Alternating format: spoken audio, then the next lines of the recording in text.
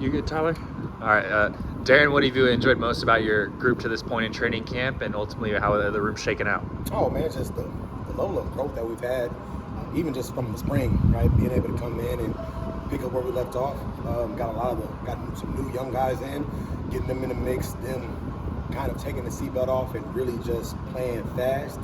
I let them know every day before practice, hey, I don't need you to be perfect. I just need you to play fast and physical.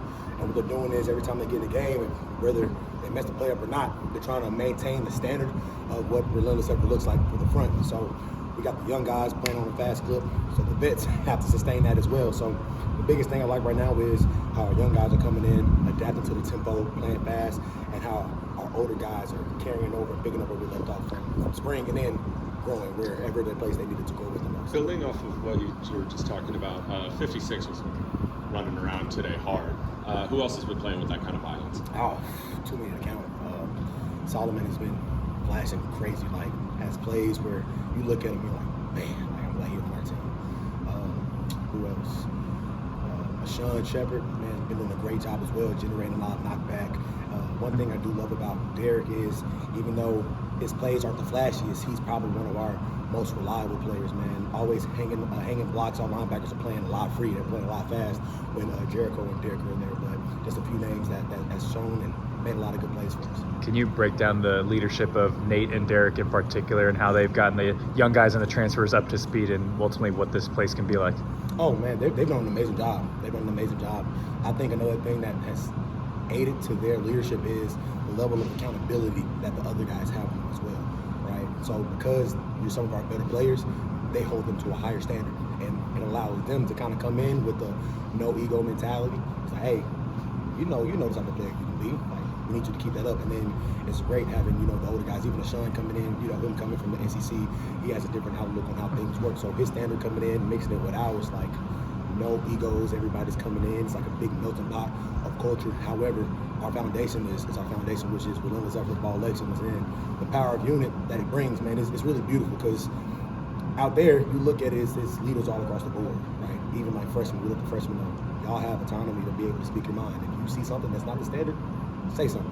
And we play a lot in our room, so it's a lot of jokes. However, it's a sense of truth behind it as well. So a lot of people don't take it too serious because it comes in a joking matter. However, they also know, hey, if you think I'm playing, I'm gonna leave no doubt this next play to let you know that I'm keeping the standard and maintaining it. When you kind of on a personal level, what have you enjoyed the most about taking command of your own room here in training camp? Man, that's a very good question. One thing I'm really enjoying the most is I want to say throwing different combinations out there, having the autonomy to be able to do that. Sitting down with Coach Ed and Coach Barraza, and us sitting down trying to find as many different combinations as possible, trying to put our boys in multiple different situations where they're looking across and like, oh, I played with him before. Let's see what this looks like. And us being able to play with that, now when we just shake and roll the dice and throw them out there, they don't go out there looking like, I got to figure out. It's like they're looking like, oh, you know what? I can work with this. And then now it's a level of fun, because when you go out there and you see a guy that you're not typically playing with, it's a different sense of urgency, and then they kind of get hype off of him. So that's something that I've really enjoyed, just being able to sit down with Coach Barraza, Coach Hawk, and Coach Ed, and just kind of find new ways to mix the groups up, just to kind of have different waves of guys, right? We say strength in numbers, and we really mean it. So being able to have a different group of guys come in every once in a while is going to allow us to play a full duration of the season healthy. Different players have been coached differently. How does that come together? Different players. You say it one more time? Like you were mentioning that everybody was coming in, they had like the SEC standard from other teams. Like, what is it like coming, like accepting in a large group of players that have been coached differently? Yeah, it's been like a wide broad. Like, they all bring something different. Yeah, definitely, and it's been great, kind of just getting to know all the guys. Seeing what does it for certain guys, what doesn't do it for certain guys. There's certain guys who like you can rah with and yell, and there's certain guys you gotta just pull to the side and just like have a real chill conversation with. But I just feel like it's anybody in any relationship, right? You don't treat your mother like you treat your sister, right? You don't treat your father like you do your brother. So it's kind of the same way with us and the boys in the room. So just being able to take the time, know who they are, it really helped us out a lot, just being able to coach them. And then I have a different coach style as Coach Barraza and Coach Ed. So it's just like, hey, if I feel like I can't connect to a certain player to a certain extent, we got the front coalition that's going to able to hit all those targets where needed. So, you got 3 to 4 coaches in the front with Coach Hawk now, being able to come in and help out as need be. And then all of our guys, they look at all of us not as an edge coach, not as an interior coach, as y'all the front coach. So they can come to anybody and ask a question. And as long as the same standard is being set, as long as the same message is being conveyed, I don't have a problem with any coach saying anything, and they don't have a problem going to any coach as well. How does the new rule of 5 years for 5 seasons affect you? I guess current players go away to the past with pressure rules. How does that affect the players or particular players that you're coaching? One thing I will say is it makes me a little anxious, right, to play the freshman, just because, a lot of times you have to, prior to, all right, you got 4 games to figure it out. Now it's just like, oh, y'all don't got a red shirt? Cool. Big games, small games, hey, I'm throwing you in the fire just to see where you stand.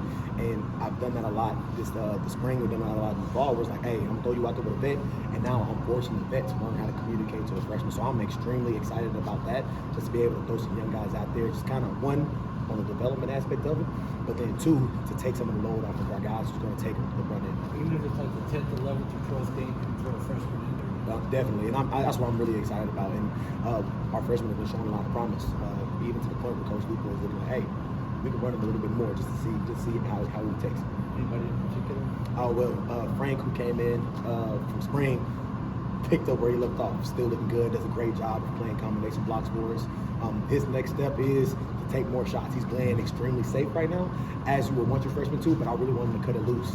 And then Maya's coming in, just a few mental mistakes here and there, but freshman, of course, so I expected to, but he's come in and he's just been taking shots left and right. So being able to get him to where he is, where Lucky is, where he's playing safe, executing the scheme, and then getting Lucky to kind of mirror where he's at, to where he's able to take a little bit more shots. Got a lot of trust in Lucky's knowledge of the game, and got a lot of trust in Maya's ability to take shots. So just being able to feed off of each other and get them to share the same qualities.